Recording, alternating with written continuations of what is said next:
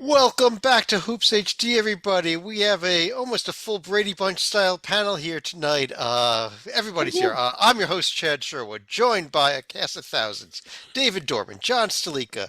In the center square, we've got John Teitel. To his sides, David Griggs and Rocco Miller. Joby Fortson down below us, and we've got Was a lot to get to. We had one of the most exciting Saturdays I remember in quite a while. I mean, obviously the most exciting Saturday of this season, but we had a yeah, great weekend and a great past week of hoops here. So we do have a yeah, lot to Chad. get to. Yeah, in a 24-hour period, I want to say like four top 12 teams lost to unranked opponents. It was great. On top of all that, today is Net Day. Today is the day that everybody's been screaming for the net to be released, despite the fact that they know that the numbers are going to be completely skewed, is now all upset because the numbers are completely skewed this early in the Yeah, season. but uh, but we did see the net out, and it will be updated daily from here on out. And Joby, that made a major change in your J&G ratings up here on our website as well. Yeah, it really didn't. I was shocked that it didn't change them as much as I was Well, expecting because I was expecting a lot of the teams that because my ratings don't take a heavy amount in to scoring margin, whereas the net does because of the efficiency component. I thought, well, this is where the big power teams have been blowing out, their bye games by 40 will take hold. That didn't happen. A lot of the teams that we saw that were high in the J&G. Princeton comes to mind very quickly. Princeton was even higher in the net yeah. due to their road and neutral wins over teams like Rutgers and such. So and Hofstra, who is the top team in the CAA right now. So yeah, I can't. I can see a lot of correlation. There were some teams that definitely had a skewed view, but it was if you weren't paying attention to the season and ratings like the J&G and Ken Palm, you might have been shocked, but otherwise you wouldn't have been. yeah, and Griggs, I think you had a great comment about it on Twitter. In fact, today it's Well, like all being my upset. comments are great. No, this was the one your only good comment, but it's like when the score is 4-2 early in the game, or the 2 minutes into a game, and you're upset that your team is losing. Yeah, It's way too early. right. And people, it's a pastime of mine now. I wish the net would come out earlier so people would complain more. I just love. I mean, I love reading these supposed experts that don't understand even the basic concepts of the net. It's amusing. Jeff Goodman in particular was particularly just ignorant as to how yeah, and one of the things to keep in mind, Houston at the top of the net. If you've won a road game and if you've played and won one road game, all the net really knows is that you've won 100% of your road games. That's all it knows. And if you played and won a road game against a team that otherwise hasn't lost at home, the adjusted efficiency, everything is going to go in the orbit. So that's why you see some teams that are really high up there. TCU, while like they haven't been good, they did get the win at Georgetown, which is a more road wins than what Kentucky had. But yeah, it's too early. It's an April batting average. Okay, and in fact, I pulled the Big 12 standings up. Rocco, let me bring you in here because we did have the top two teams in the net. Maybe the number two, even more surprised than number one. Number one, Houston. Number two, BYU. Well, Well, yeah, BYU's off to a tremendous start, 7-0, pull and up the two profiles, John. and Go and ahead. I think part of that is they may have gotten credit for the Fresno win as a neutral court by 29. Yeah, They beat Arizona State in Vegas by 28. They beat Morgan State by 43. They beat Southeast Louisiana by 57, and they beat Houston Christian by a nice 52 or no 57 as well. So beating one of my issues, I guess, with the net, and it hopefully balances out most of the year, like David's talking about. I largely agree with him.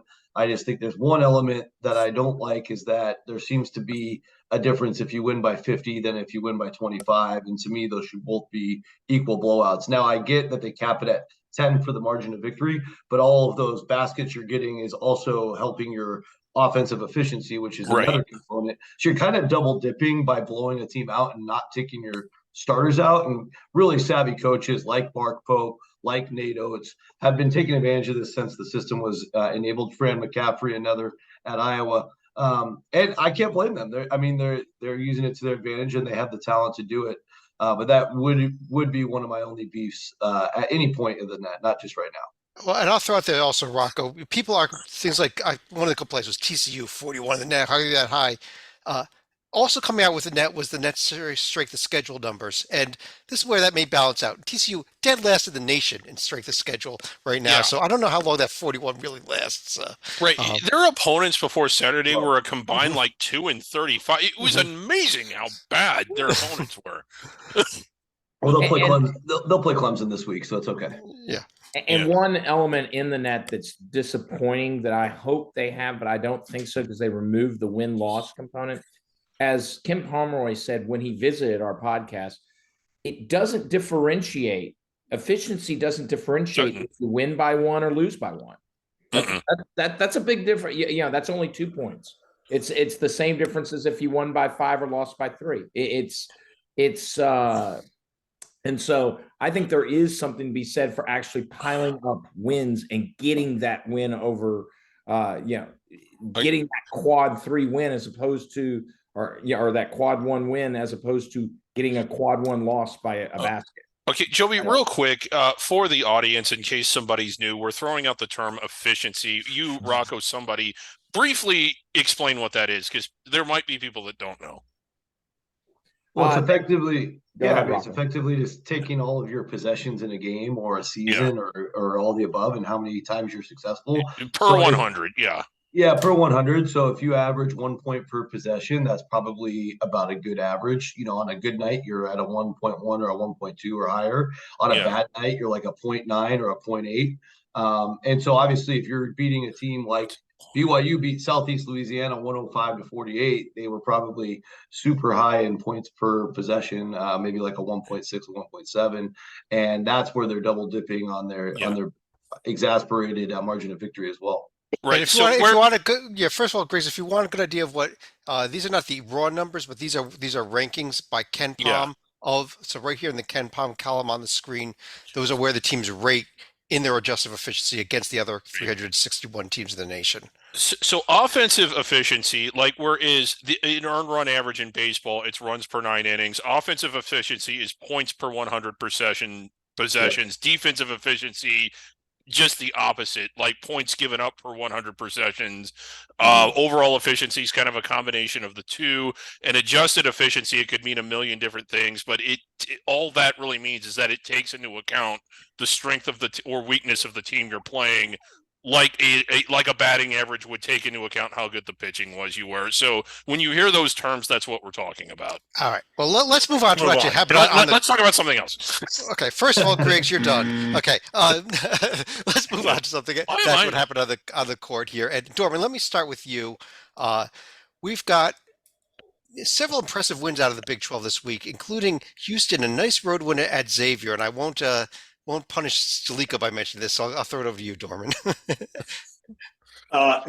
Solid. Houston looks to me at this point in the season as good or better than last year. They just they've put nice pieces next to each other. The egos are gone. I'm not saying Sasser and all them weren't NBA worthy and they weren't great. They were fantastic players. This team, to me, Houston, seems to be gelling better, and they're playing more for the team than they are individually. I think Coach Sampson's done a really good job of mixing in and getting different rotations, and they really seem to playing really good together.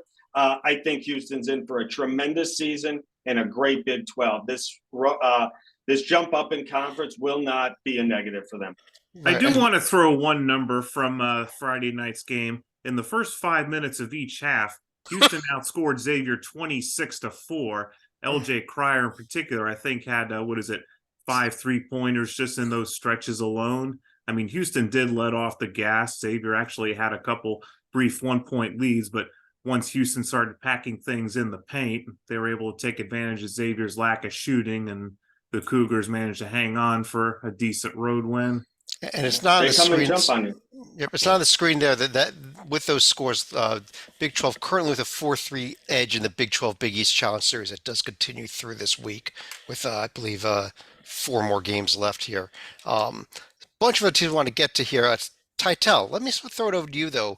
For the team I mentioned a few moments ago, TCU, you are at their somewhat controversial win over Georgetown. There's no somewhat about it, Chad. Serious scare by the Hoyas in DC last Saturday. For those who missed it, the Horned Frogs down 2, under 3 seconds left.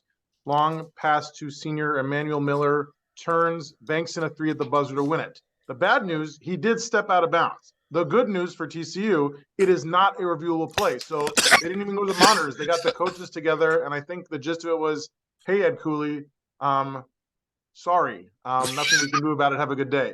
Bring it up during the off season. Yes, that being said, TCU has been beating up on bad competition, but they have been beating them up in the paint, 62% from 2-point range, number 5 in the nation. Can they play defense? 12 steals a game, number 3 in the nation. As Rocco said, they head to Toronto to face Clemson on Saturday, so the first real test. First real test for them, a team that passed its test, Rocco, I think with flying colors, even though it was at home, was the Kansas Jayhawks. Yeah, I mean, if you're the Jayhawks, that's a game you gotta find a way to win. I think people start camping out 2 or 3 days before tip off. So I think incredible. Yeah. There was a lot of hype. I heard some mixed reactions. Some of the rivals razzing them because they weren't camping out outside; they were actually camping out inside. But all good. It just kind of speaks to the importance of taking on the defending national champions. I believe that also ended UConn's 19-game non-conference winning streak if you factor in last year's tournament, maybe even longer. Actually, I'm not counting their 7 wins this year. So 26-game non-conference game winning streak is over. Kansas, UConn, great game. Kansas rallied late. I honestly missed some of it, but I'm not surprised Kansas took care of business at home. That's something they got to do. It's one of the top teams in the country. Salika, do you want to give a shout out to Cincinnati, your arch rivals who remain undefeated? Not really. They Okay. had one road win where they had to go overtime against Howard. I give them credit for at least scheduling the game, but other than that, they've played a couple cupcakes plus Georgia Tech. More than a couple. We'll see how they do on Saturday when they get their first real road test. They do, and Joby, let me go back to you here. Here's the upcoming schedule because there are still a lot of games coming up, including the rest of these Big East, Big 12 battles, Just outstanding. highlighted by this huge game Wednesday night, Texas at Marquette. Yeah, Texas Marquette, and we're going to find out a lot. We know what Marquette is, and we'll talk about them, I'm sure, when we get to the Big East. Marquette's outstanding. We'll see if Texas can get a little Shaka revenge or Shaka get some Texas revenge, as it were. We're going to find out about the Longhorns. That's what this game is going to say. Can you walk into Marquette, and if they pull off a win here, they're looking at a protected seed sort of level, which they aren't quite at, I think, right now. But the opportunity's there, and you love when teams have those opportunities. And I love these highlights of just absolutely raw fights that are all going to be hitting Big 12 teams this week. I'll let others go into that. Yeah, I missed a few there. Dorman, look at these: Pitt, West Virginia, Iowa State, BYU, Utah, Cincinnati, Xavier, and a game Griggs might like Missouri, Kansas. Rice Houston. Go ahead. Let's go over to Dorman first. Yeah, I can't wait. I agree with you. Rice Houston. I can't wait. Missouri, Kansas. These two teams hate each other. This is going to be phenomenal down in Lawrence. But Oklahoma versus Arkansas. I can't wait for that one Saturday. Stalika, said he was ready. Cincinnati, Xavier hate each other. The Holy War, BYU at Utah. Saturday's slate is fantastic. Throwing TCU Kansas in there as well. Yeah. It's that's why TCU Clemson in there as well, not Kansas. Yeah. The backyard brawl. Did you get that one? Oh yeah, you got that one highlighted. BYU Utah is just another level of hate. Wow.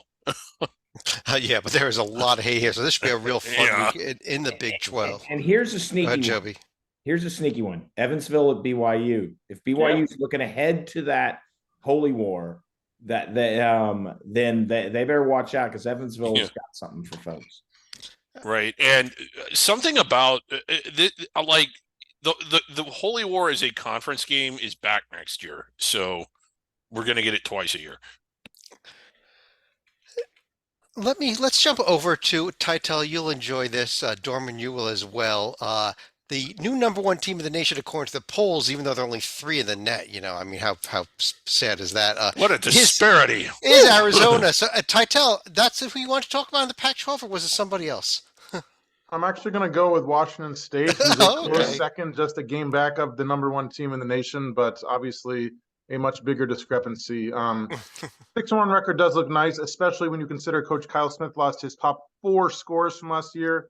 That being said, 0 wins against the top 50, double-digit loss to a Mississippi State team that is still missing an injured Tolu Smith. Good news, 3 cupcakes in the near future before they head to Spokane to face Boise on the 21st. They could conceivably wrap up non-conference play 10-1, which sounds great. But if you need a player to cheer for, I'm going to recommend freshman point guard Miles Rice. 2021, he redshirted. 2022, he had to medically redshirt because he was getting treatment for Hodgkin's lymphoma.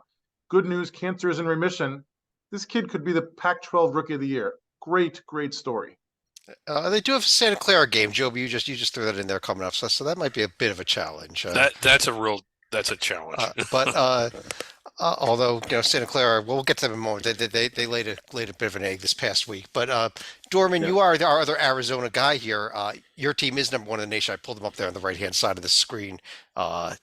Deservedly so. Deservedly so. I'm not a polls guy, so I'm not going to scream about the poll now that we're there. But what does excite me is the upcoming schedule. These 4 games, what Arizona has put together. Wisconsin in Tucson. They're going to play Purdue in Indianapolis. That'll be raucous for the Purdue faithful. Tough atmosphere. They're playing Alabama. I believe that game's in Phoenix. And they're playing Florida Atlantic. 4 games against really, really strong competition. Because to be honest, once Pac-12 play starts, it's a little weak, as we've seen. USC's dropped a few. UCLA hasn't looked good.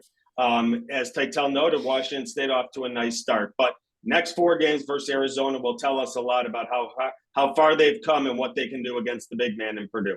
And it's kind of funny when you look at the end of their schedule. It's not until their last 4 games, 3 of their 4 toughest road games in conference play, which includes their rivalry game, just because it's the rivalry game, are their last 4 games of the season. So it's it may be a while after these games until we see them really, really tested. But God, they haven't done anything on the road this year. Nothing on the road yet this year. So go on to Cameron and break one of the longest win streaks out of conference of another. Well, okay, you got it. To be fair to Duke, they never would have scheduled that game had they thought Arizona would have won it. Rocco, I want to throw it to you for your team, the Washington Huskies, who looked pretty good for most of the game. I know you were at it out in Vegas against Colorado State, but couldn't quite find a way at the end. Moses Wood played his best game as a Husky, played phenomenally well, I thought. It kept them in it, made big shot after big shot. It had a look late to tie it, went in and out, and then a run out ended it with a 5-point win for the Rams. But the Huskies fought hard. Ironically, all 3 losses to Mountain West teams that are dominating. San Diego State, they lost to in overtime, and lost to Nevada at home. So I think one last chance for Washington to really get a big non-conference win. It's going to come Saturday against Gonzaga.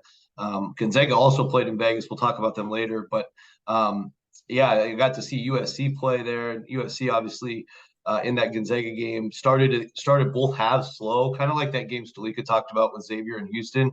Reminded me of that, where they just got in a hole in both halves. Was able to close the gap a little bit each half, but it was just, I think USC without – not that Bronny James is going to move the needle all that much. I just think they have an amazing collection of athletes. The upside is really tremendous, but they're still maybe several weeks away from really hitting their stride. You can just see a lot of inconsistent play, guys not on the same page. But you watch these guys in warmups. Oh my gosh, I haven't seen a team this athletic in a long time up close. So Trojans are gonna be a team to keep your eye on. I also, Chad, real quick, wanted to mention. I think Utah is for real. They're performing like a top 20 team. They have a top 25 offense. They haven't had a top 85 offense under Craig Smith. They're the tallest team in the country. And a great, nice win at St. Mary's last week. They got the big BYU home game. Really good chance to win that one. I really like that Utes team. And then Colorado fell short just barely against Colorado State as well last week. And then they also earlier this year lost in overtime against Florida State down in Florida. So they need to get a win. There's a good chance I'll be covering them against Miami in Brooklyn on Sunday. Really, really big game for the Buffs coming up on Sunday.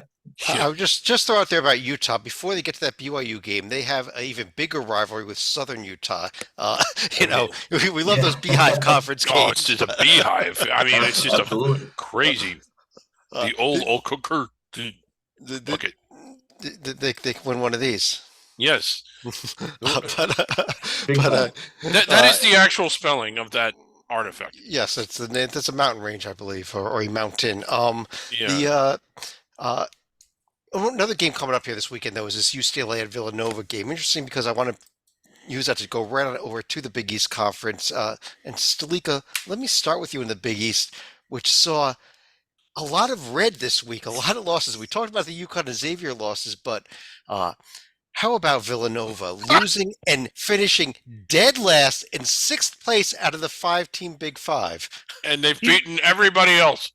Keep in mind, this is also your battle for Atlantis champion that ended up finishing at the bottom of the table right here. So virtually all the Big East losses either came in the Big East Big 12 battle, or they came with a pair of Villanova bedwettings. I mean, St. Joe's, they actually really controlled that game. They were never in any serious danger of losing on the road at the Pavilion. So you look at Villanova coming up.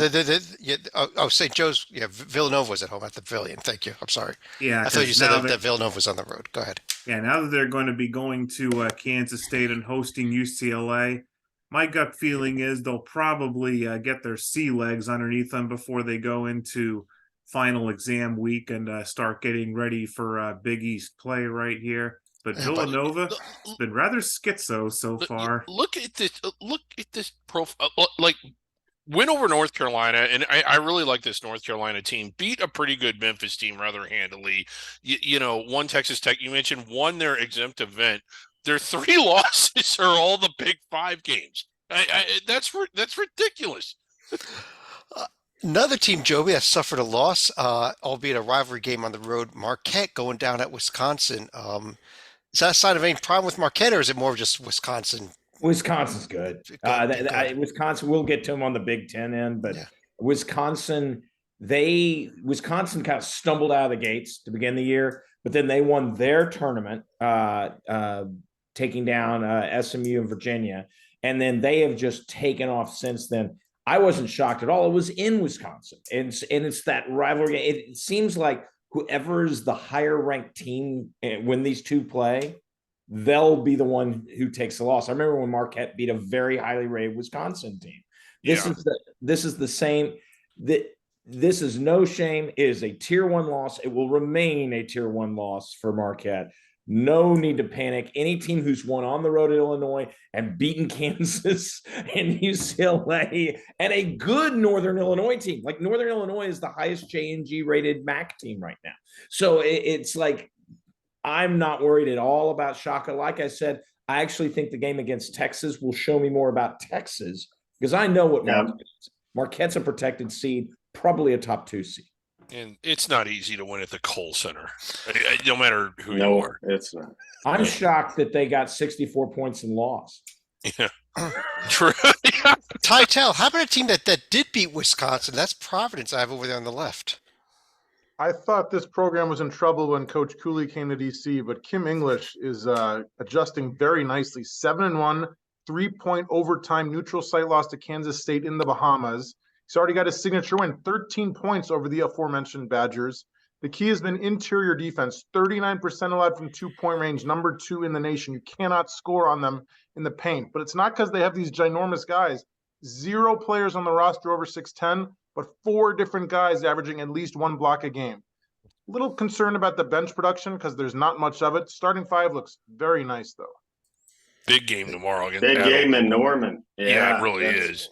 huge. Yeah, Oklahoma. real quick before we get to the upcoming schedule, I think we'd be remiss, Rocco, if we don't mention the Creighton Blue Jays here at some point. Creighton had a good 2 road wins last week, going to Oklahoma State, kind of a tough place to travel to. Typically, got the job done there, and then followed that up with a technical road win at Nebraska. Obviously, just an hour and a half drive, but Nebraska was hot coming in, so Creighton took care of their business after getting punched in the mouth by Colorado State the week before. Creighton's a team I'm extremely high on. I had them as a preseason #1 seed.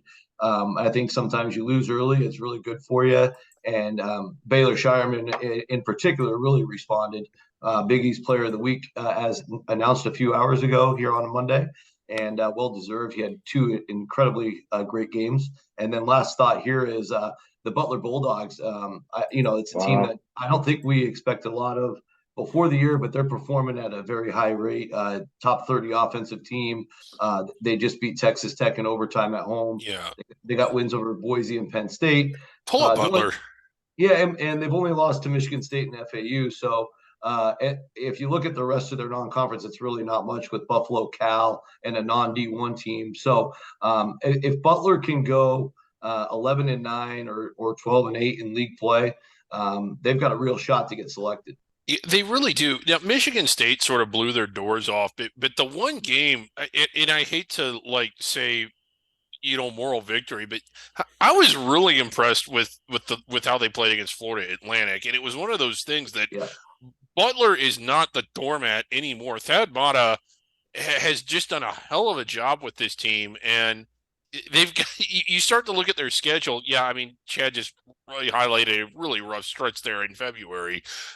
But this is a team that can win a lot of games, and I think they can win a lot at home.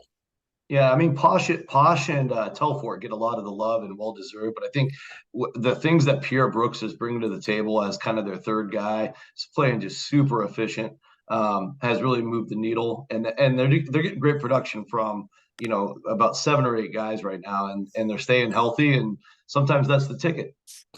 Yeah.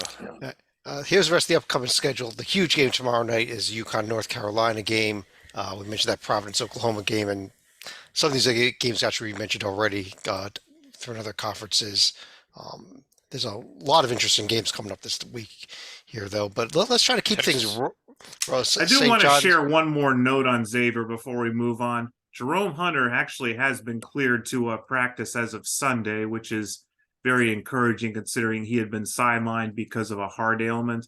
I'm not sure how long it's going to take for him to be back in playing shape, though. Yeah, and a couple other games to circle coming up over the weekend. Syracuse, Georgetown, old Big East rivals. Right. Don't know how interested he is in this year. Titel is shaking his head. Louisville, DePaul. And the Louisville DePaul Yes. game. These two teams are both sub 250 in the net heading into the game. It is bad. Wow. We're sending Zach Singer to Chicago.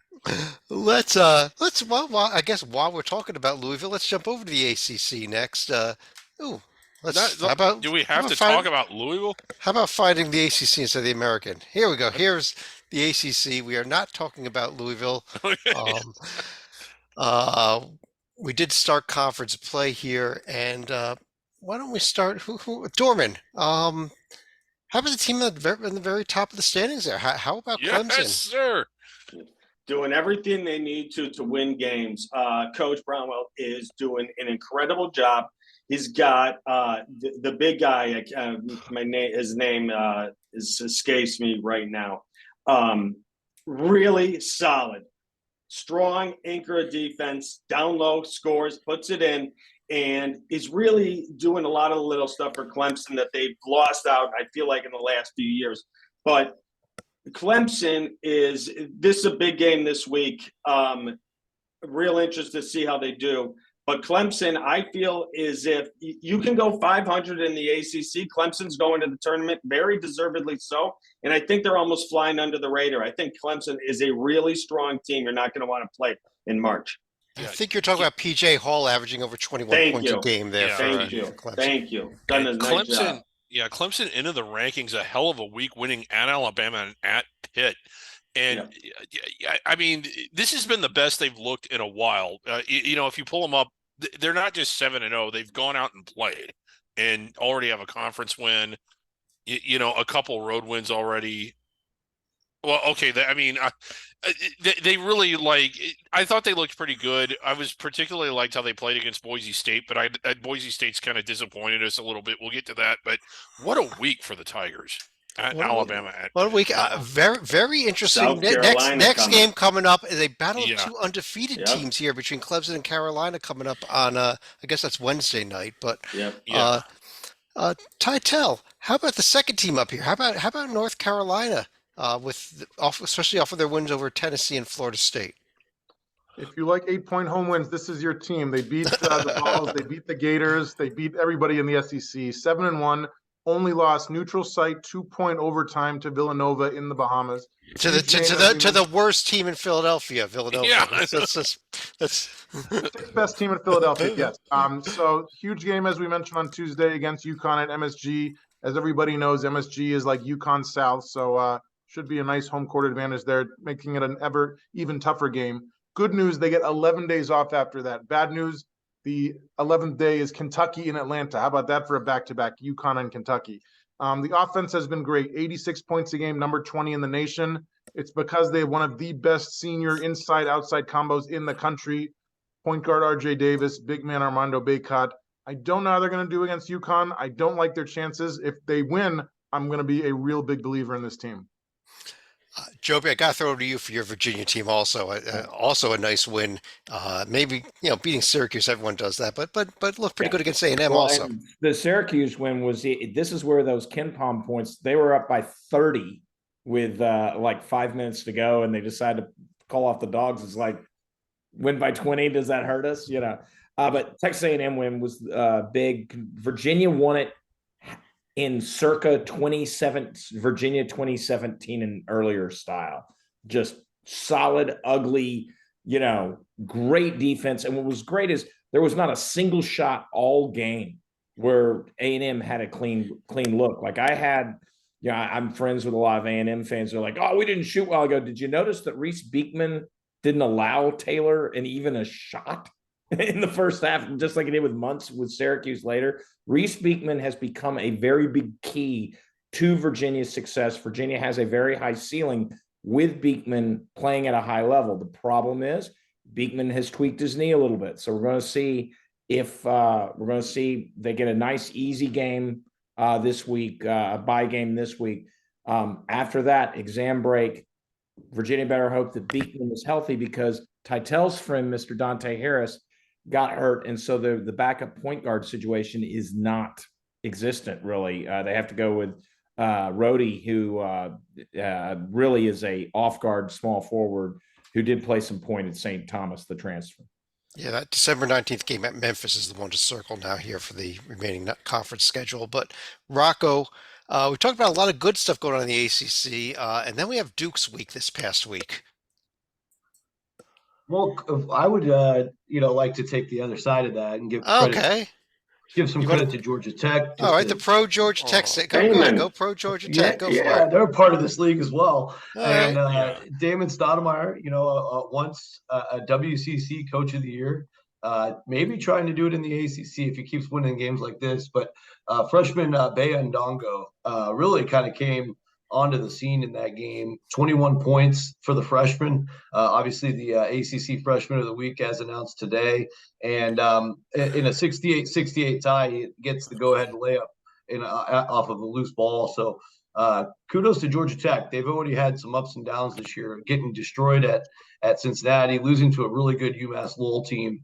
But now getting some of that early confidence that I had them as my dark horse in this league preseason. And they've got a Mississippi State and a Duke win. That's nothing to sleep on. So really young team, a lot of interesting parts for Coach Stoudemire. I think for Duke, I'll comment on them quickly. Obviously extremely talented. Clearly haven't come together yet. I don't know. I think maybe just that first road game, first conference game jitters perhaps allowed Georgia Tech to hang around and then lost in the key moments. Certainly something that they can learn from, though.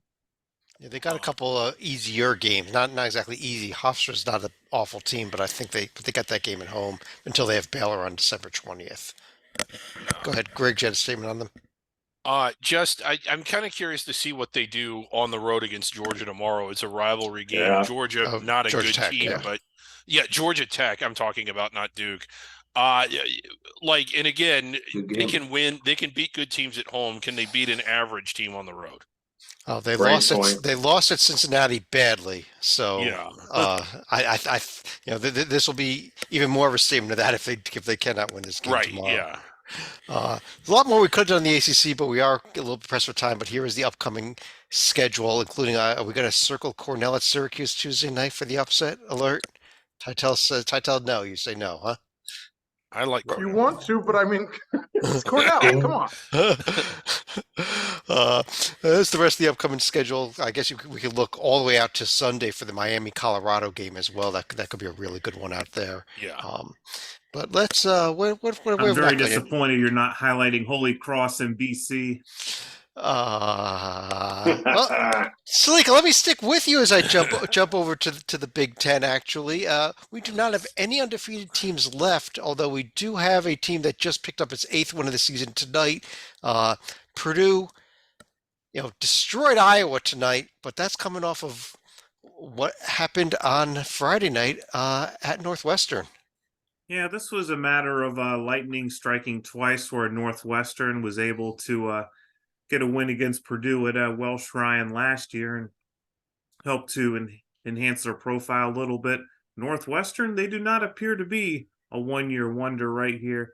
Keep in mind, this is a team that also has a win against Dayton at home that's looking better and better. The Yeah. Wildcats are probably going to be maybe not a contender, but certainly someone who could very well be a first ballot type team in the NCAAs this year.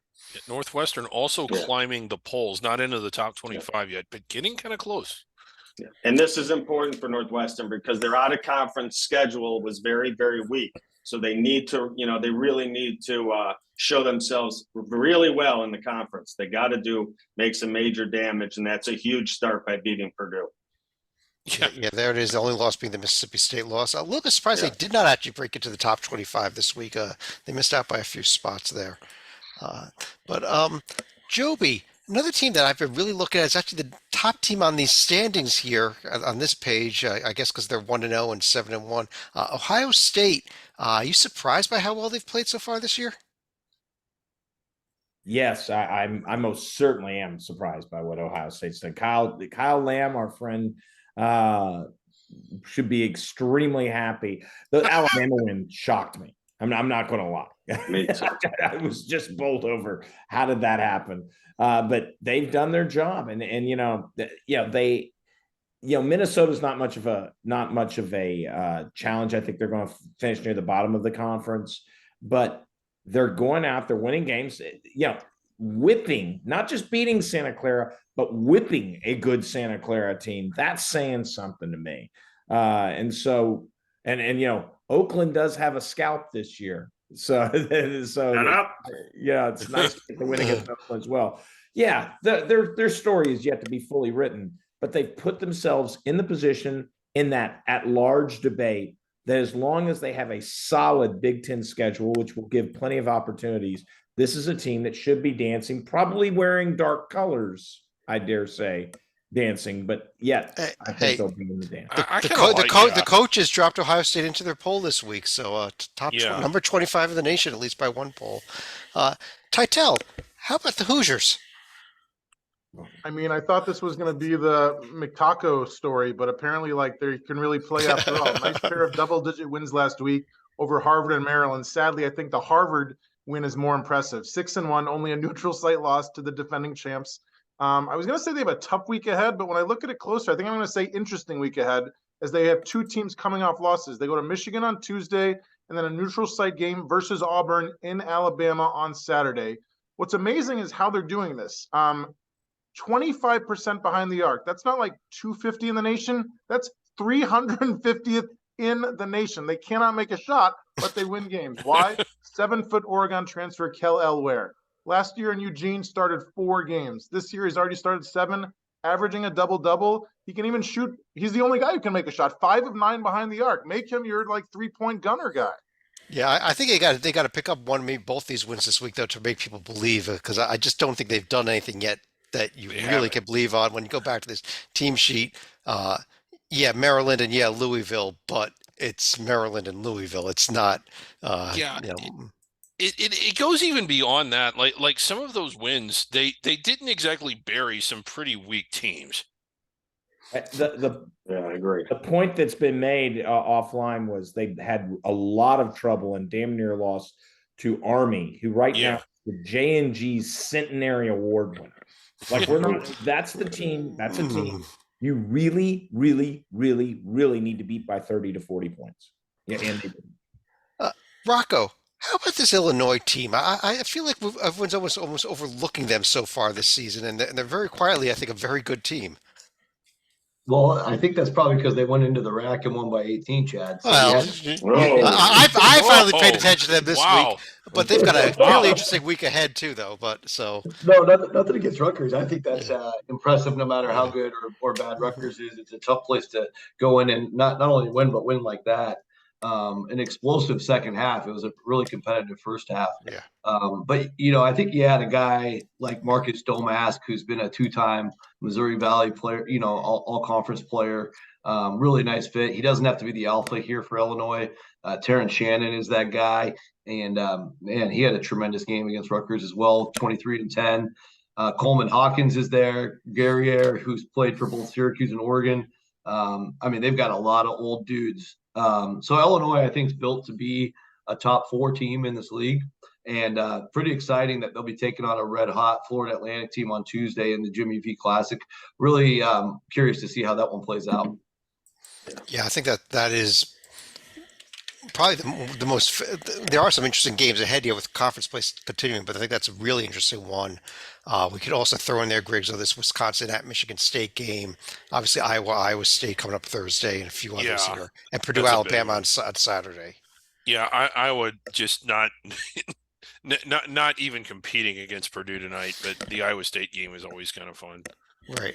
Yeah, we throw Purdue Alabama. Also got Wisconsin Arizona on Saturday. Rutgers Seton Hall, big rivalry game there. A lot of interesting games up ahead here this week, especially with these early conference games. Let us jump over to how about a little SEC action here? And Titel, let me start off with you on this conference. That team on the very top there, Ole Miss. Just when you thought we were rid of Chris Beard, he comes back and seems like he's going to win every single game, as he has. 7-0, good week at home, 20-point win over NC State, and a close but good 3-point win over Memphis. He's got a cupcake on Tuesday, then he heads to UCF on Sunday. The key transfer is from within the conference. Auburn transfer shooting guard Alan Flanagan. His dad also transferred so that he still is assistant coach. Flanagan's minutes only up about 5 minutes per game. Scoring's almost doubled. He's already got more blocks through 7 games this year than he did in 34 games last year. Very efficient. That's Ole Miss. We've got another undefeated team, but down in the 2-loss column, Joby, we have Kentucky, who had one of the crazier weeks ever when they looked so good against Miami, and then came the UNC Wilmington game. You're on mute, though. I mean, this is Kentucky early in the season. It's what we've seen it. We see it from North Carolina too. We see it from teams that have a lot of top end talent but young that need to put it in gel together. And we saw it again. The inconsistency of youth comes to the fore, and they're going to have a few more. I think. Hey Titel, let's see if your boys can make some sort of noise, because here's what I think. They lose Titel's boys and then take out North Carolina. Don't tell me it's outrageous. And they lose to an awful Louisville team. Who knows? Well, they won't do that. We've already beaten one Wildcat this year, but yeah, everything's going to be fine. Big Blue Nation, don't worry. I think that the nice win over Miami actually shows, and good performance against Kansas, even in the loss. I think this team is primed to be a protected seed when it's all said and done, and going to be giving people trouble in March.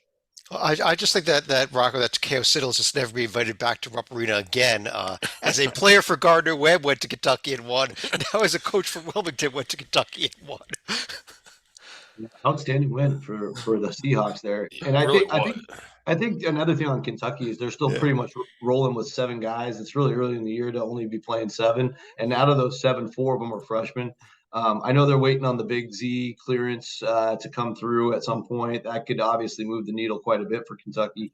But I think just playing 2 tough games in a row, like I have all the respect in the world for Wilmington, and the highs of blowing out Miami. That's a sign of a young team coming off that high and not really playing well in the second game. Yeah, I agree with Rocco on that. They just weren't ready, and it's indicative of a young team. And Wilmington much older than them. Yeah. That was surprising. Slika, we had a couple of surprises yesterday, including Southern finishing on, what was it, a 12-0 run to knock off Mississippi State? This was a game where Mississippi State had a double-digit lead for a good part of the game, yet Southern just managed to hang around long enough, and Titel had the the graph in the email thread where Mississippi State had the winning probability of about 95 to 99%, and then towards the tail end of the game, it just took a sharp 90-degree turn in the other direction. Of course, it was not quite Yale's 100% win probability with no time left on the clock that they still found a way to lose against Vermont. But we'll talk about that Wednesday night under the radar. But this was amazing. Dorman, on top of that, I give credit to Auburn to going to Appalachian State, though they may never do it again. That's the end of that rivalry, right? Because Appalachian State jumped on them early, and Auburn never really responded with a big run. Coach Pearl was on the sidelines trying to get his guys going, but they never really got a push where they got the lead and held on to it. I give App State a lot of credit. They knocked down the shots they needed to. They were ready for that. They were ready for Auburn. They caught them sleeping on a Sunday morning. And congrats, App State. You got them. Pull up Auburn real quick. Oh, yes. Go ahead. I do think Auburn's going to be all right. But. Yeah, I like this Auburn team. I've always been critical of, at least the last couple of years, of how they're not a good road team. The loss to App State sort of underlines that. But I will say this about Bruce Pearl. People say, oh, I bet he'll never do that again. I'm certain he'll do that again. He's been doing this since he was at Tennessee. He actually sees values in games like this. He doesn't. At the end of the day, I think he just thinks it makes them better. And by the time they get into the SEC, that's what really matters anyway. When he was at Tennessee, he started the series, at least restarted it with Memphis. He went to Chattanooga for a series, went to East Tennessee State. Since he's been at Auburn, he's played at UAB, played at South Alabama. And I think he had a comment once, Rocco might remember this better than I do. It's like, well, what if you go to UTC and still lose? And he's like, well, yeah, that could happen, but at the end of the day, we're still Tennessee and they're still Chattanooga. Right. I'll tell you what. They're also. I don't know that App State will stay there, but right now, when you take a quick glance at this team sheet, it's a Tier 1 loss. You almost ignore it because you don't really take away from teams for Tier 1 losses. There's a good chance the other day that could still be in the Tier 2 column, though. Yeah. Because App State now has the Auburn win to boost their profile up. Yeah, but he likes to play games like that. Roy Williams was the same in North Carolina. They lost their share of those. and Appalachian State in the Sun Belt does have JMU to play off with, which will be that'll be a fun. Now both of them have a scalp. Yeah, they have a win to get against each other if they continue to do this out of conference. Maybe. The win, if someone sweeps the other, could be a chance at large, sneaking in. Here's the upcoming schedule on the screen here for the SEC. Some pretty interesting games. We mentioned the Missouri, Kansas, and the Kentucky Penn game, Mississippi State, Tulane, Alabama, Purdue, Auburn, Indiana, Arkansas, Oklahoma,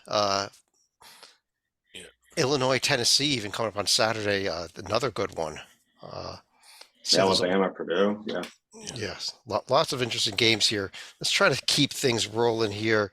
Where do we want to go? How about over to the American?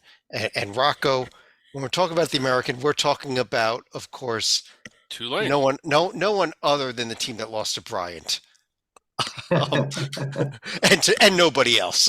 Yeah. FAU. Yeah, FAU. I mean, they're steamrolling ever since that close game with Butler. I mean, they handled Texas A&M. They blew out Virginia Tech to win the ESPN Events Classic. Then, of course, they had the Field of 68 Classic at home.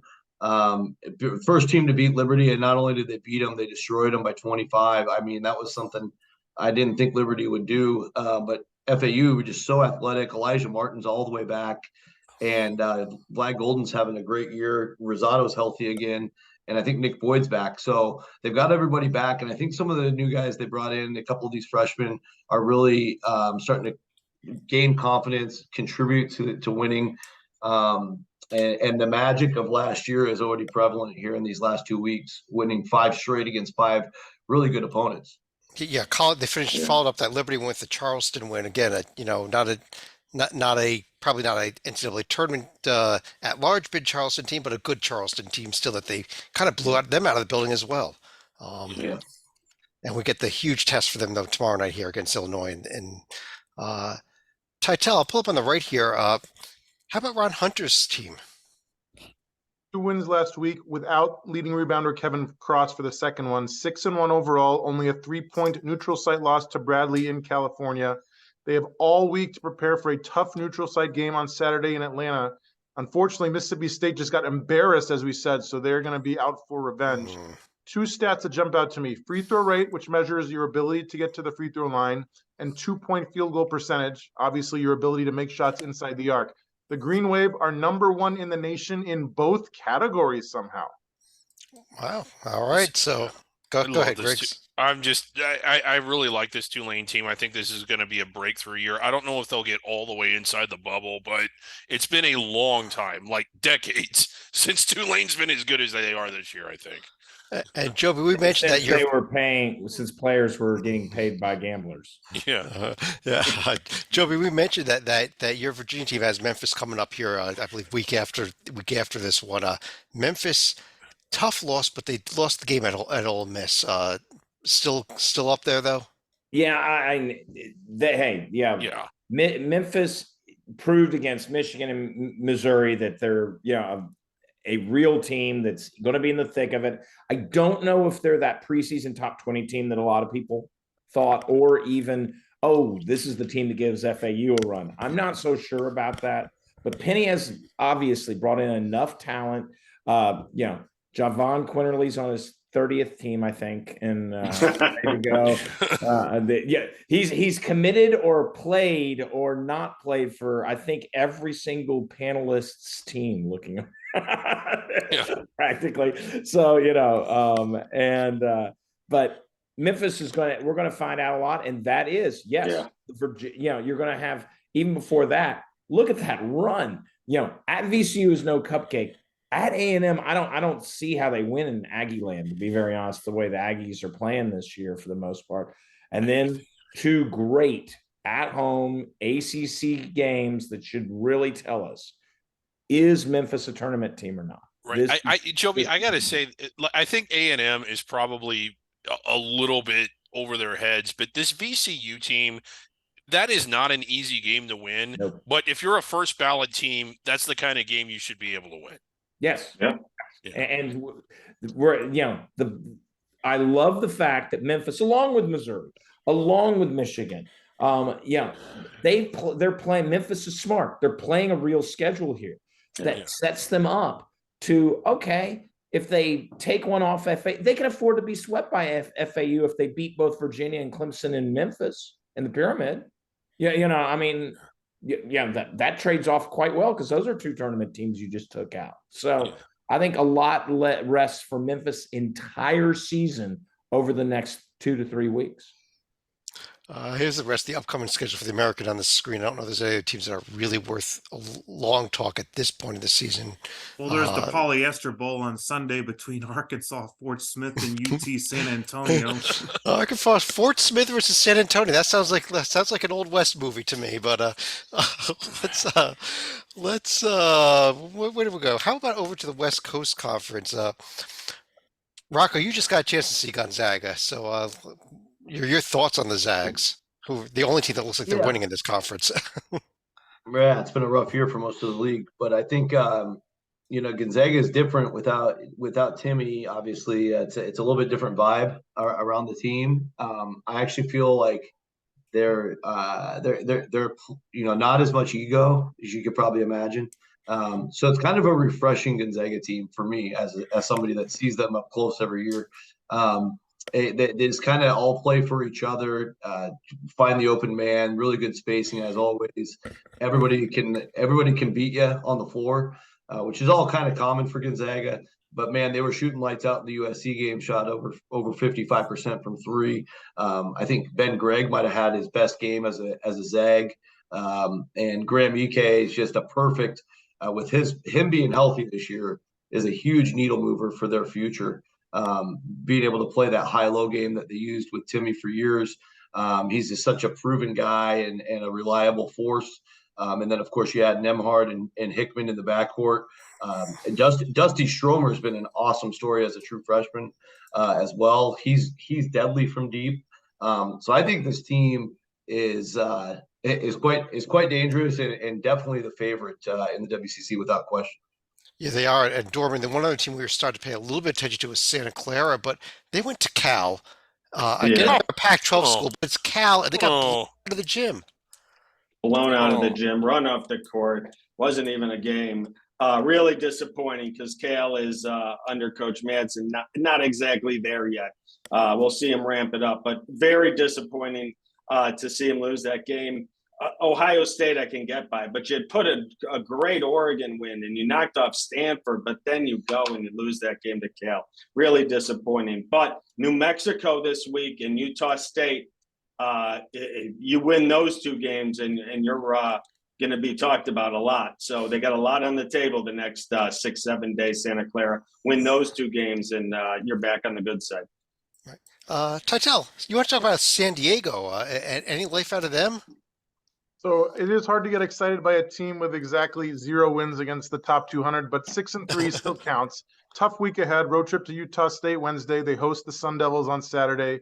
Coach Steve Lavin has a very good excuse. It's his young roster. Top 9 scorers include 1 senior, 2 juniors, and 6 freshmen.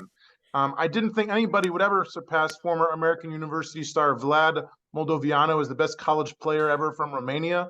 But freshman Dragos Lungu, 10 points, 5 boards, 3 assists a game, certainly giving him a Fuji Dupa Bani Louis, or as they say in Romanian, a run for his money. Yeah, and Rocco, you did note just in the chat here, I'll throw it out there, that Santa Clara's best player, Carlos Marshall, was out for that game, but they were still blown out of the building, Rocco. It's not like they lost a close one. Yeah, I mean, I'm just saying it because it shows how important he is, in my opinion. Upcoming schedule here for the West Coast Conference. The big games, of course, are Gonzaga's game. Not really tomorrow night's game against Arkansas Pine Bluff, but the game at Washington on Saturday. Actually, a pair of SWAC teams sandwiched with that Washington game sandwiched in the middle. Monday night they'll get Mississippi Valley. St. Mary's were not disappointed all of us. I mean, I think we're relegating St. Mary's out to the under the radar show at this point. That just might St. be their Mary's last chance on Saturday to really rev up the engines this year. I agree. What the hell is wrong? St. Mary's is not getting anyone's top 10 vote for under the radar. No, they would not get mine. Joby, since you just spoke up, let's go to your favorite conference. Let's go to the Mountain West here. And how about this Colorado State team up to number 13, number 12 in the 2 polls? Actually, Colorado State, give them a little credit. Yeah, it was in state, but at least they beat a Pac-12 team not named Stanford or Cal. I mean, it's Washington State, Stanford, and Cal have played. Joby, you're Mount confused. West. They beat a Front Range team. Yeah, but and obviously the win over Creighton. This team has put together a resume that it, without a doubt, screams not just, oh, this team's going to get a bid. As long as they take care of business, which they should in the Mountain West. This is the sort of out of conference play that I like to see from usually only San Diego State does, to be honest. It's usually only San Diego State that goes out and makes these sort of true accomplishments and not these fake, hey, let's jigger the numbers sort of thing. They've done that. And by the way, it might be a jigger the number game. I like the Louisiana Tech win too. Just as a note, the Louisiana Tech is a lot better than folks give them credit for. They're actually the highest J&G rated team out of Conference USA right now. Senior guard Isaiah Stevens is a stud. Watch that kid play. He's fun to watch. He really is carrying that Colorado State team. Yeah. Unfortunately, with Denver and St. Mary's, they don't have much of a challenge this week. That's the St. Mary's game we were circling a few weeks ago. Right. And they can't afford to lose them now. I mean, they can afford to lose. If they want a protected seed, they can't afford to lose to St. Mary's now. Yeah, because there'll be net-oriented games in the Mountain West, but the Mountain West has stubbed their toe on some of these games. The aforementioned, Santa Clara not being what they wanted, and that was going to help drag up the Mountain West because of the number of teams that play Santa Clara.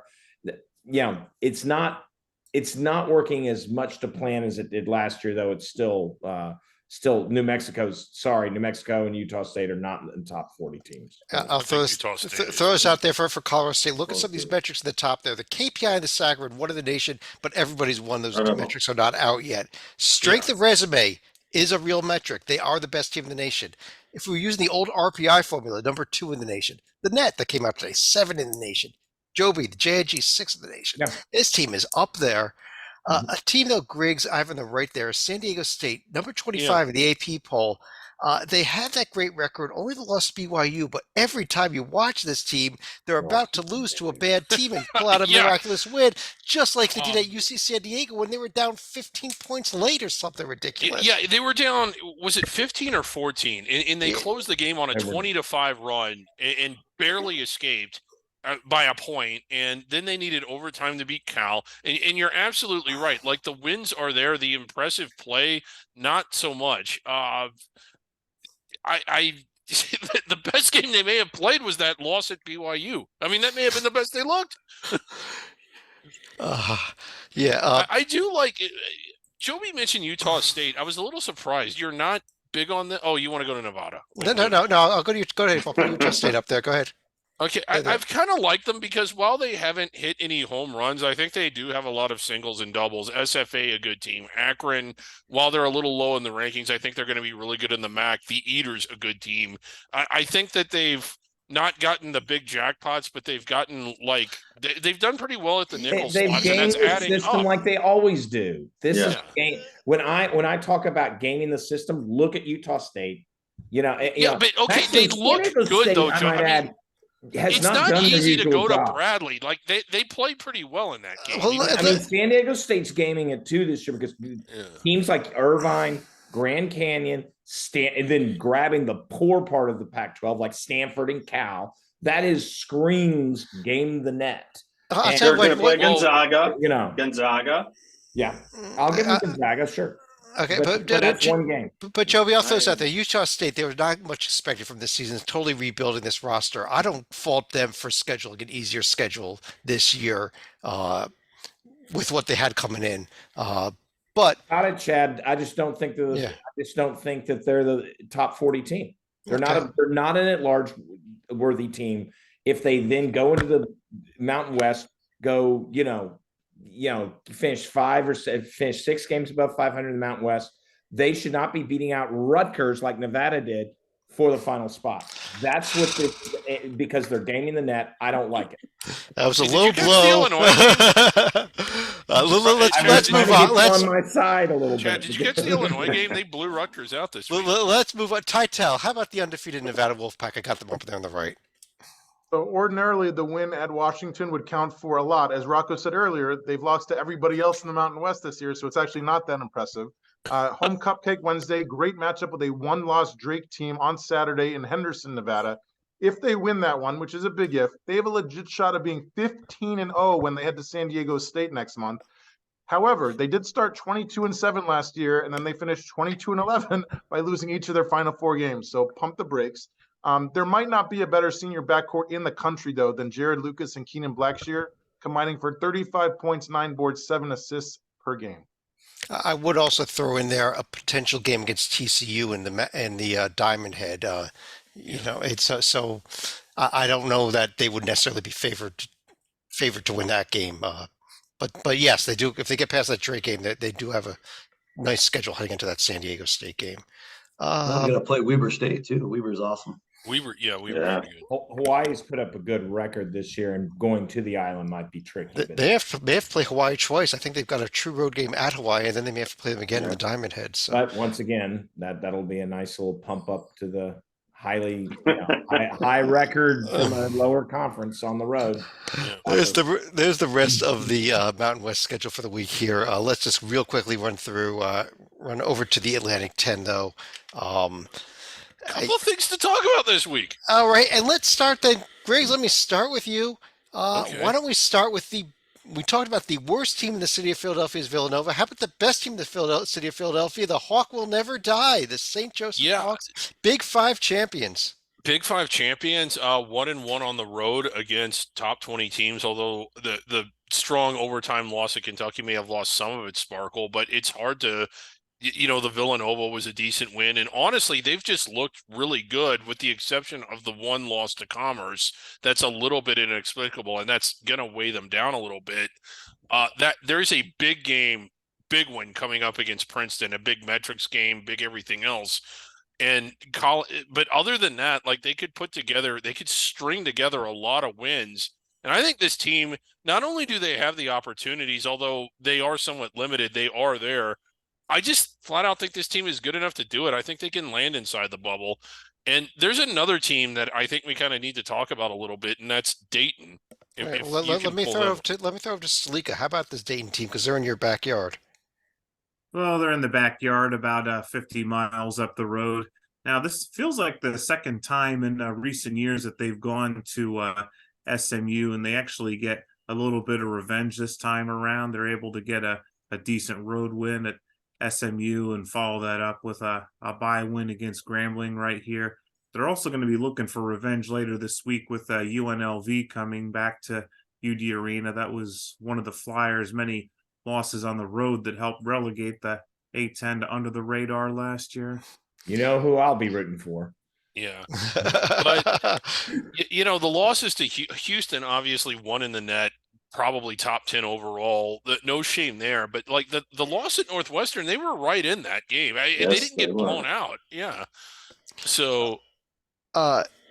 Titel, what about George Mason with a huge test coming up at Tennessee that could completely change this profile if they pull that one off?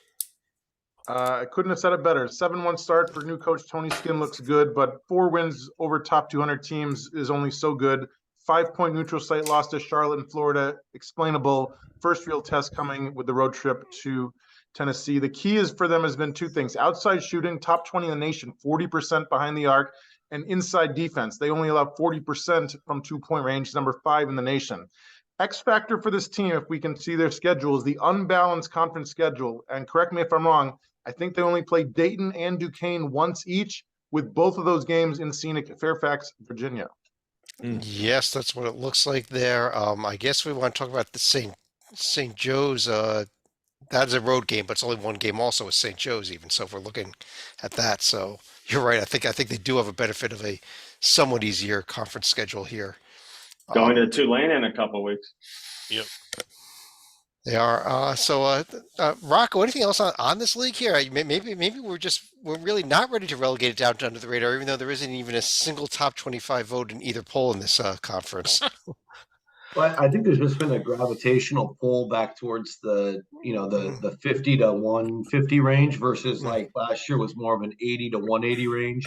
And it makes a big difference. You look at the quick glance at the KenPom conference power ratings, they're outperforming the American and the WCC. In fact, even the Missouri Valley is outperforming the WCC right now. The A-10, you look at a team like UMass, who is only played 5 games, but they've looked pretty good in those 5 performances for the most part. You get a team like a Davidson, who's got some big wins, even though they've had some blowout losses. There's things like that really, really add up for your league when it's all said and done, and that can help them as they get into league play, because if some of these games end up being quad 1B or quad 2A, those are going to be substantial opportunities still in league play. Well said. And here is the rest of the upcoming schedule. I don't know if Doesn't there's any even games fit that on the that page. it goes scroll down. Maybe that Princeton St. Joe's game is the biggest game though on the Princeton schedule St. this Joe's is year, big. Yeah. this week. One other team to really quickly discuss here. They are in the top 25 yet again. That is the James Madison Dukes. Let me go straight to their profile though. Uh, Dorman, let me ask you about this team. They keep finding ways to win games here, and although this week it was just by blowing out someone named Keystone. Not sure about the Keystone, but the rest of the wins very impressive, especially the one in East Lansing against Michigan State. But what the big thing here was, I agree with someone said it earlier, was the App State win the other day, Sunday against Auburn, because it's going to bring the conference and the numbers up. So when they get to play that team, App State, I know they play them at home. I don't know. I think they do get them twice. At JMU on the There you go. January 13th and at App State on January 27th. You can. I'm not saying they're going to lose, but if you do lose once to App State, you can take it. It's not a huge blow because App State has shown some signs of life, and it helps out the conference's overall performance. But I do think James Madison is a solid squad. I think they got some really, really good players. They shoot the ball pretty well. Their predictive numbers are decent. And if they can stay at the top of this conference, you could be looking at a chance at an at-large bid. Only one game this week for them. They are on the road at Old Dominion. That will be a non-conference game, even though they're a conference opponent. It's a game that was scheduled a few years back before they moved into the Sun Belt. On that note, I think that's it. So I'm going to pull this down here and run through each of you for any other final thoughts. And Slika, let me start off with you this week. Well, we had the Big Five Classic over the weekend, but one team we didn't really go into was the LaSalle Explorers right here. You want to talk about a team that's been through two different extremes. They go to Temple on Wednesday night before. Both Temple and LaSalle look like they had chances to win in either regulation or overtime. Game ends up going 3 overtimes, and Temple ends up winning that game to advance to the championship game. And then in the third place game, it looked like LaSalle was going to lose to Penn on a what could have been a game winner with about 1.4 seconds left. So LaSalle already had the North Philly floater from the 2013 tournament. Add the South Philly bank to that collection. The Explorers managed to get a weak split and end up with third place in the Big Five. Yeah, I tried to avoid it, Titel, but he went there. I know it was painful for you to see what happened for your Penn Great Quakers. shot. Give him credit. But Titel, let me run back over to you here. Let me pull the screen share up for you here. Let me go to you next. So we got the home and home series with the Badgers on Saturday, which creates some tension as my brother-in-law went to Wisconsin. The bad news for me, the Badgers have gone 4-1 against the Wildcats since 2000. All 4 wins by 7 points or less, so at least we're competitive. But 3 of those were in the NCAA tournament, 2000, 2014, and 2015. Good news, all 5 of those games were neutral site games, so hopefully we can get a little home cooking down in Tucson. But if there's any team in America I do not want to see in March, it is Wisconsin. And of course, a close second, Princeton. I would love to see Wisconsin in March. It would mean we were playing in the tournament. That was 8 years ago, and I still have cold flashbacks to that. Please do not bring that up again. Joby. As mentioned at the beginning of the show, the net came out today, and the J&G will be updated daily with not just the J&G numbers that we all enjoy, showing 1 through 362, but a seed list. And hopefully it'll find its way on Bracket Matrix like John Titel's excellent picks do. And once again, last year, the J&G was the number 1 predictive metric for the committee. So feel free to look at that. Once again, it's it's a picture in time, not a projection. So right now, Princeton's still a 5 seed, I think, which I don't expect to last forever. But exciting stuff with the net. The formulas, all of them, the net, Sagarin will be released soon. So we're all starting to converge and be able to really utilize those numbers because the touch points, I think Kim Pom himself in our interview said once you get to like around 10 games. A lot of that preseason bias starts to completely dissipate. But 10 games is really a key point, and most teams are at 7 or 8 games right now. Unless you're UMass, who's only played 5, as we just mentioned. For some, I don't know. Only 6 at Georgia Tech too. Figure that one out. Dorman. That's where I was going, Joby, actually, to Georgia Tech. I'm going to give a little love to Mighty Mouse, Damon Stoudemire. Fantastic job. He's put together a nice team. He's coming back from the NBA, sat on the Boston Celtics bench for a couple of years. But he's back in college and starts off his ACC home opener against Duke and knocks him off at home. I'd love to see him get this program back to relevance, back to where they belong on the top of the ACC, and be able to compete with Carolina and Duke and Virginia year in and year out. I think it's exciting when they're good. I'm a big fan of Damon Stoudemire. He's a great player. Let's see if he can be a great coach and bring in some big time talent there in Atlanta. He's got plenty of great high school players. So great start off to Damon Stoudemire at Georgia Tech. Absolutely. Rocco. Yeah, a couple quick final thoughts. So first, New Mexico wasn't really talked about in the Mountain West section. The Lobos have had an interesting season. Obviously, up to a nice 7-1 start. Road loss at St. Mary's early. They played the first 5 games without Jalen House, and as soon as he came back, Mr. Mashburn went down. So they haven't had a full team in any game yet, but they still demolition derbied their rival New Mexico State by 44. They beat a full-strength Louisiana Tech team by 9, and that's a different Louisiana Tech team that Colorado State beat because they did not have Daniel Batcho eligible for that season opener. So I do give New Mexico a little bit more credit for their La Tech win than Colorado State. Donovan Dent has just emerged big time as a playmaker and scorer, which is why they've been able to continue a very high level of play without their stars. And I think JT Toppin is just an unreal, talented, true freshman. This New Mexico team is very loaded. I do think they're top 40 eye test caliber, and they just didn't get the schedule that some of these other Mountain West teams got, mainly because their AD requires them to schedule so many home games because they depend on that gate with 14,000 crazy fans in the pit. Just a little note on the Lobos. Last thought is, right now, James Madison is a part of this picture. Perhaps Princeton can be part of this picture sometime soon. I think those are the top 2 under the radar teams, at least in my book. And an interesting comparison is coming because Princeton already went to Old Dominion and beat them by 20 in their own gym. So now we'll have a direct James Madison to Princeton comparison on the Old Dominion result. And Old Dominion's been great at home besides that Princeton game. They beat everybody else. So very fascinated by the JMU ODU matchup on Saturday. Yeah, I just saw here Princeton a 4 seed on the JNG and JMU a 5. So Joby, your JNG has Princeton ranked above JMU. But Grace, before I throw it over to you, finish off, I meant to do this at the top of the show. I do want to give a quick shout out to all of our new followers here on the website. We have a tab up there. I'll pull it up on the screen here where we list who's on the NCAA Tournament Selection Committee. On Sunday afternoon, we somehow got a ton of new people who, through Google, found out who's on the selection committee on our website. So for some reason, Sunday afternoon, something was going on that everyone wanted to know who was on the selection committee. I want to welcome all those people that were searching for the selection committee members to Hoops HD. Clearly, you were looking for basketball selection committee members on Sunday afternoon around 12:30 and not something else. Hey, and all this time, I thought Bubba Cunningham was a master lobbyist for the ACC. Greg, you want to finish the show out?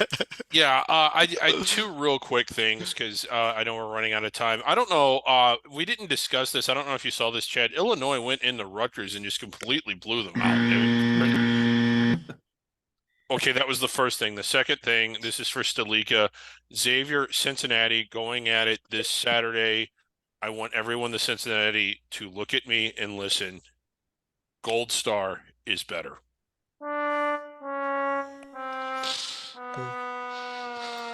On that note, I do want to thank everyone for joining us. On behalf of David Dorman, John Stalika, John Titel, David Griggs, Rocco Miller, check him out at bracketeer.org. Follow him on Twitter.